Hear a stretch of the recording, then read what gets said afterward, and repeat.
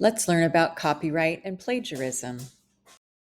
Copyright is the legal right of the creator and author, composer, artist, etc., to control, sell, or distribute their work. If someone other than the creator or copyright holder wants to use the work, they must ask for permission. To use the work without permission constitutes copy infringement and may carry legal consequences. Let's look at an example of how copyright works in real life. If Miss Bernhardt, the drama teacher at Bohemian High School, wants to put on a high school production of High School Musical and charge admission, she must obtain permission from the copyright holder and may have to pay for the right of production. Another example may deepen your understanding of copyright. Gail has found a website that allows her to download her favorite music for free. If the artist or copyright holder has not authorized the sale or distribution of the music and is not receiving payment for their work, this may be a copyright infringement. Artists or creators may take legal action to protect copyright. Take a look at fair use. In some cases, fair use allows the use of copyrighted work. For example, in an educational setting, it may be permissible to use a portion of a creative work to illustrate a lesson or a discussion. It is important to give credit to the creator. What is public domain? Creative works that are considered public domain are not protected by copyright law and do not require permission to be used.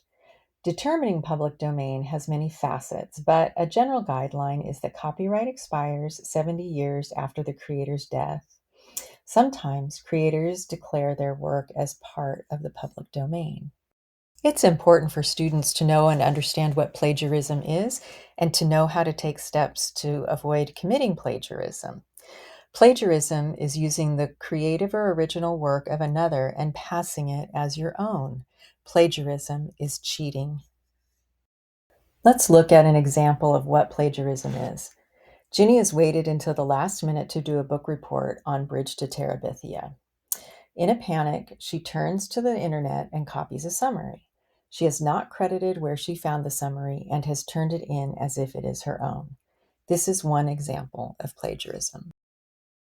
Plagiarism isn't illegal, but consequences for both students and professionals can be severe. Students can fail courses or may be expelled from university for plagiarism, and journalists or other professionals can be fired or suffer other professional consequences if they plagiarize. Plagiarism is considered cheating. Let's recap the basics of copyright and plagiarism. Copyright protects the right of the creator or the copyright holder. Using copyrighted work and benefiting from that use may be copyright infringement. Plagiarism is using another's work as your own. Follow best research practices and give others credit for the work they create. If you have questions about copyright or plagiarism, ask me. I'm here to help.